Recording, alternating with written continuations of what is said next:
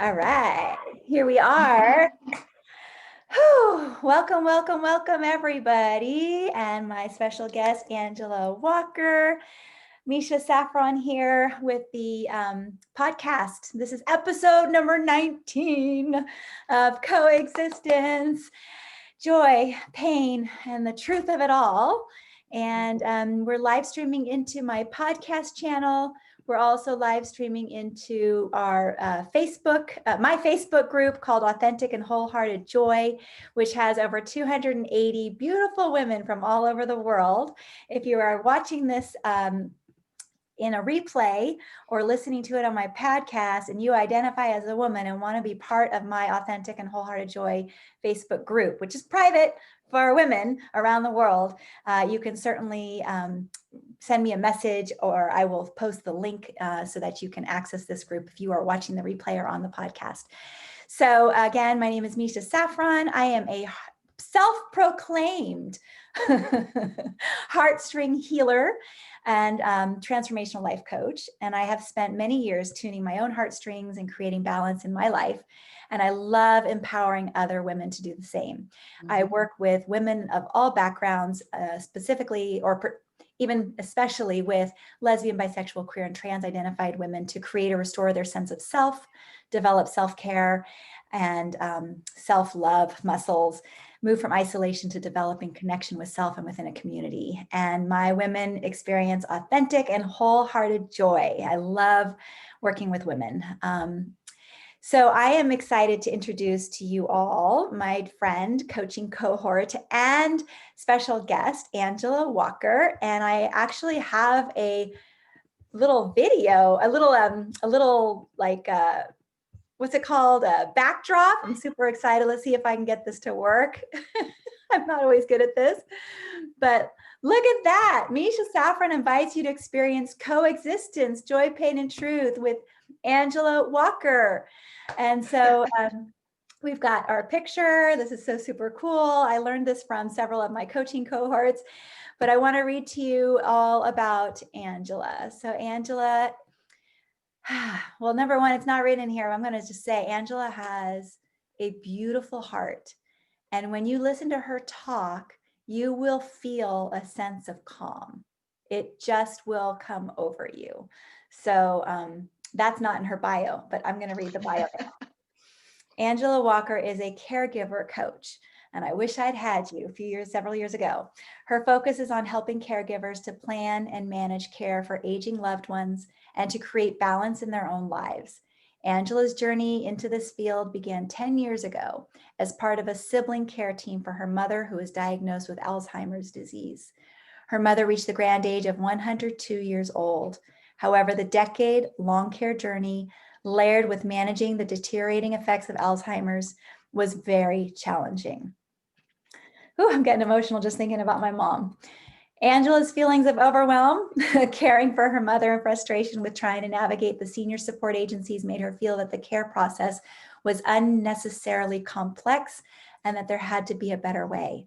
Over the years, her understanding, empathy, appreciation, and concern for the roles that caregivers play grew steadily.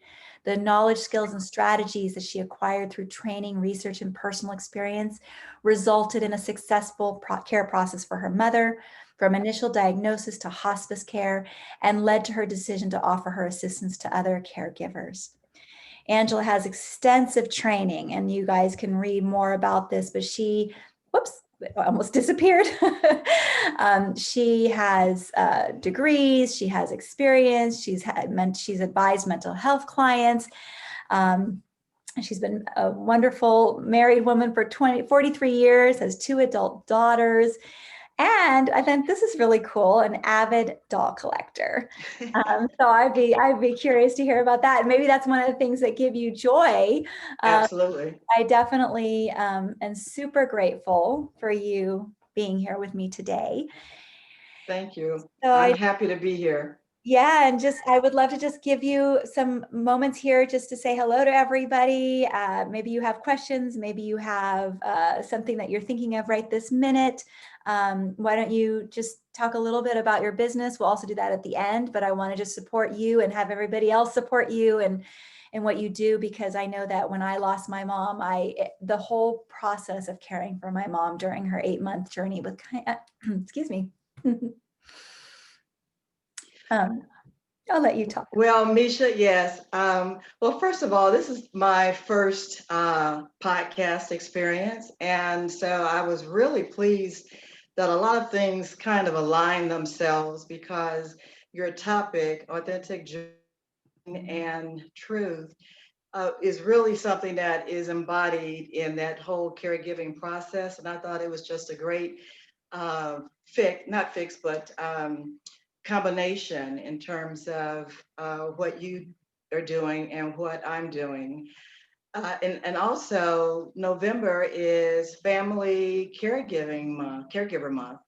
So it's just again a joy to be here and to be able to talk about these elements of caregiving and a care process, and just to either answer any questions that people might have or share additional information about caregiving. Wonderful. Yeah, thank you. I didn't realize that November was National Caregivers Month. What I know is that, the podcast, it's called Coexistence, Joy, Pain, and Truth. And I know that when it comes to caregiving, there's joy, there's pain. Yes. Oh, And yeah. the truth of it is they coexist, and they have to coexist, because if you don't let the joy in, the pain overwhelms you. And if you don't feel the pain, you can't actually access the joy. So I guess what I would ask you in our first question, because I ask all my guests different questions, Okay. is I would say the first question I would love to know is, what is your definition of joy for you? Um, I would say joy for me is a resident calm and contentment that just kind of sits there for a while. It's not something that I'm necessarily feeling every minute of every day, but I can kind of rest into that feeling when it's there, and it feels good, it's warm, and is joyful. Hmm. So And do you feel like you have an overall joyful disposition already? Have you always felt that way, that it sits within you? Or is it something that visits you every once in a while? it's a visitor. Mhm. Um, I am basically an analytical personality, so I analyze things until they just can't be analyzed anymore. So sometimes my joy takes a backseat to my analytical mind, but when I'm able to push it out of the way and let that feeling come through, then it really calms me down and makes me feel very good about where I am and what I'm doing. Mm. And what are some examples of things that bring on that joy? Well, there are some simple things, really. I was thinking back, trying to remember the earliest memory of a joyful moment. And I have to say that when I was younger, I probably was in grade school. I have I'm the next to the youngest of nine, Wow. and so there were always a lot of people in the house. And I'm a bit of an introvert. I need to be able to recharge without a lot of input coming. So I would have to find those moments when I could be alone and have some peace. And one of the things would be on a weekend when everybody is still kind of sleeping in, I would be able to get up and go into the living room and look out before the street got busy, when the sun was coming up, when you could just hear the birds starting to chirp. And it was just a wonderful, joyful, content scene that would, Mm. really just calm me and just give me that feeling of contentment. So that is one of the things. Of course, nature. and my dolls Mhm. bring me joy. In fact, I have two dolls named Joy. Oh, really? Cool. Yes, How many dolls do you have? I don't know, but they're in the hundreds. Wow. Yeah, yeah. Oh, that's really fun. I don't think I have any collections anymore. I used to have stamps. I don't, yeah, I used to have stuffed animals, like a lot of them, but then after a certain point, you don't want to keep stuffed animals. Yeah. Certain things that you just have to stop collecting. But you clearly, I mean, you must know how to, I didn't take care of my stuff very well. So, Well, yeah, you know, I choose dolls that speak to me in some way. So if not, I would just, go wild. So they have to speak to me on some level and bring me some kind of joy when I'm looking at them or playing with them. wow. So yeah. That's great. And I'm curious for those people who are listening or watching, if there's something that you resonate with what Angela has said so far, or if there's something that gives you joy and you want to Mhm. share that with us, we would love to hear from you. Someone on Facebook, a friend of ours, actually, Angela, said that they're caring for their mom who has dementia, no Mm, siblings, but that her aunt is a great local help. She's long mhm. distance.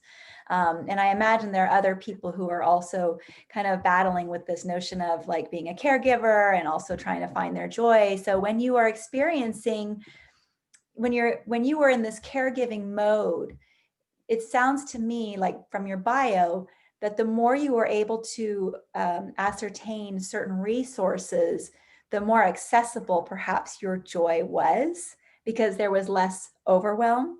Is that, am I landing right? Yes, yes.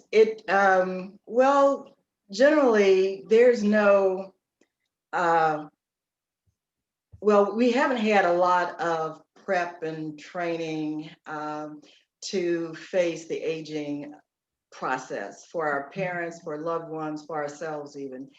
And so it was really learning as you go for me and for my sisters and brothers. And because I am, like I said, that analytical person, and I researched and I, just knew I was on top of it because I had all of this information. And I ran into obstacles that I really couldn't overcome very easily. And so I had to basically hit a brick wall before I finally had to admit that I needed outside help and I Mhm. needed to utilize some of the resources that I had kind of been trying to access but wasn't able to do it very successfully. So I just decided that I had to move forward with it. And, basically, it took a year for us to try to get my mom into a community based program so that we could afford to have people coming into the house to care for her. She We tried to do this when she turned 100 years old. So up through 100 years old, we were taking care of it. She was taking care of it with her own planning and funds. But we hit a point to where you figure if your mom is 100 years old, the kids are senior citizens as well. So we Mhm. had to really get some traction going on that. And I hit a low point after a whole year of trying to get into this community-based program just to be denied. Oh my. And so I I pushed on, got some resources, got help from a lawyer, Mhm. a legal aid lawyer. We went to court, got things turned around, things started happening. And so from that low and realizing that it was bigger than me and getting those additional resources and help, we were able to start, moving through the process. And so those last years with us being able to have her with us were a lot better for her, a lot better for me and my siblings in terms of providing 24/7 care. So, that was the learning process. That was it when it said, look, Yeah. all of your research, all of your analytical ability, all of the things that you think you know, sometimes you just need to bring in someone who knows just a tad bit more than you and who has the ability to help to move things forward. So I said, well, I've learned it. I want to share it because, as you read, it was just unnecessarily complex, and Yeah. there has to be some strategies that you use to get through it. Yeah, absolutely. And it's a lot of pressure. We want our loved one to be, as warm and comfortable as possible in their last years of life. And so Yes. in order to be able to, I know that when I was caring for my mom, um, I would, we actually would find ways to play together. Oh yeah. He had a really challenge, but so we would have these playful moments where we did a photo session with all her wigs and hats, and she had such a good time. She was like, she was just so glamorous and silly and fun and quirky, and we had such a great time. And then, knowing that that was exhausting, we both took a rest together. But it was like almost like we had to do this dance of joy and pain and fatigue Hmm. and excitement, and it was a roller coaster, and it was also a dance, and the way we started to work together to maneuver her pain and to be together and to rest together. It was actually quite beautiful and also Hmm. very challenging. And I can imagine having someone like you to help with the process might have given me a little more relief, to be able to take care of myself better. Yes, and that's the thing. There are about 43 million caregivers in Mhm. the US. And in terms of and it's unpaid, is labor of love, is unpaid. Absolutely. And it has actually been valued at 40, let's see, $470 billion per year if we were to get paid. That is the equivalent of the annual sales of Walmart worldwide. Wow. So together we would be a global entity, but we're typically doing it, by ourselves or just with some other assistance. And you're right. The thing about the whole joy and pain and coexistence and what the truth of it is that you, especially with a loved one who has dementia or Alzheimer's, which is just another form of dementia, is that you start losing that person that you grew up with, that you knew as mom or dad or your aunt or grandparent. And there's another person who emerges. And sometimes that person who emerges doesn't look like the person that you knew, and you have to establish a new relationship with them. And so the joy of having that experience with them before is kind of what takes you through getting through some of those painful times when they are so vulnerable and their relationship is not there like it used to be. And you grieve for that person, even though they're still here physically, you grieve for that relationship and for who they were before, long before they actually passed. Absolutely. So getting through all that, and that, you're right, it can all happen in the same day, just moments apart, the joy, the pain, and coming to the truth of it, which is hard. Um, and is discouraging sometimes, is physically and mentally exhausting sometimes. And So that's why we need to prepare ourselves for our and our loved ones, but also for ourselves.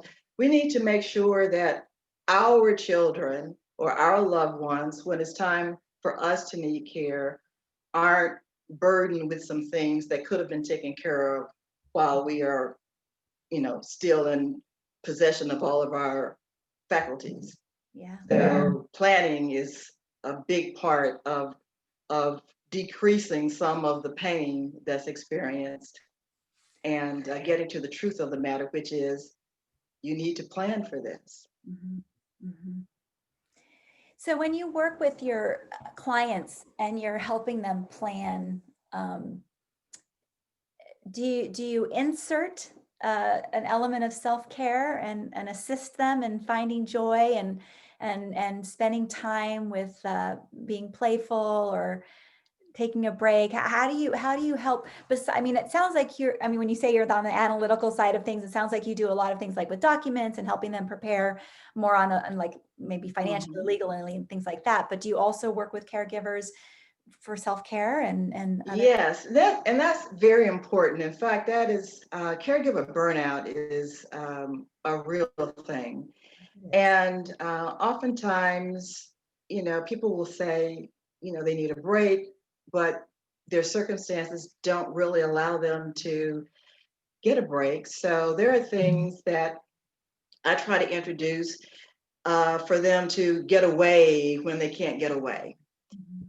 So something as simple as, we often think that we have to do something new or different to bring some relaxation, some joy, to decompress. But you can go back and grab onto some previous experiences and memories and just uh, experience that all over again. So, for instance, um, we've all gone on, well, most of us have gone on vacations and we take loads and loads and loads of pictures, which stay on our phones or in the cloud, and we really don't go back to look at them. And just as an example, pick an experience that you've had that really brought you some joy, and you and that person that you experienced it with get on Zoom, get on the phone, get on Google Drive, relive that entire experience all over again. Take as long as you need to do that. Bring back some of that joy that's been pushed down and bring it back up, experience it again. And that's just one little way that you can bring some joy back into your life. Everybody isn't the kind of person who can get into meditation Yeah. or journaling necessarily, Mhm. but so there are other things. For instance, people who really like outdoors, being outdoors in nature. If you can't get outside, you can't leave the house. Get a plant that you're going to get as a little seedling and nurture it and watch it grow. And every morning when you wake up and you see something else, it's going to bring you joy. So you have to look for those smaller ways. But if you can get someone who will be able to provide some coverage for you, then you want to be able to get away. It's kind of tough in this particular time, but it can be done. So yes, I do help people wherever they are and whatever they can do to find some way to bring some joy back into their daily existence, because it really needs to be dripping into their days on an ongoing Absolutely. basis. Yeah, I agree with that. It needs to be a constant or a consistent piece of our life. Absolutely. Yes, So yes. speaking of which, in your life today, what brings you the most joy or what makes you giddy or happy or Wow. What makes me giddy and happy today? Well, there are some things that, and it may be more gratitude, but when I sit down and I'm quiet and there are a lot of things that aren't the way that I would really want them to be. But when I sit down and really start analyzing or looking at my life, there is just so much to be grateful for. And my daughters are healthy and they are still employed. That's something that brings me joy. Yeah, right. And and I start looking at the things that, like my dog collecting, like watching my amaryllis grow, which is going to bloom in about 6 weeks to some beautiful flowers. And so it's really tapping into some of those smaller, joyful moments that bring me joy. But I'll tell you though, the joy that I get and that I have gotten over the years with working with my sisters and my brothers, helping to care for my mom, was being able to plan and provide respite for them. Whenever I can help somebody to really, really make a difference in their lives, boy, that joy just hits me and sits there and I smile and you know, that's my glow. That's it, my warm fuzzy. So in service to others Yeah. is what I think my largest component of joy is. I love that. Thank you. So you have a free gift. You said that you would like to offer people a checklist of 10 essential caregiving documents. So Yes. that is in the post on Facebook, and I'll also put it in the text of the Podbean podcast, as well as on YouTube once I upload the video to YouTube. People can email either Facebook Messenger, if you're on this podcast, and Angela's a group of, I'm sorry, if you're on the Facebook group, Authentic and Wholehearted Joy, Angela is a member of this group. And so you can send her a private message. If you are on the podcast channel or you're watching the replay on YouTube, you can email Angela at Harris Walker Coaching. Was it coaching or coach? Coaching. Okay, so Harris, Harris, Walker, Walker, coaching at gmail.com. And make sure you put in the subject area that you're requesting the free checklist, 10 essential caregiving documents. It has been an absolute pleasure to have you here today with me, Angela, and really wishing you and the people you serve joy, contentment, love, and good health. Mm-hmm. And is there anything you would like to share with the viewers or the listeners or the replay people?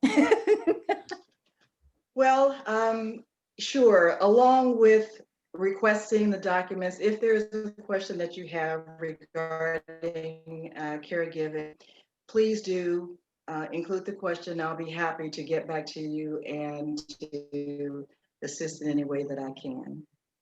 Wonderful. Wonderful.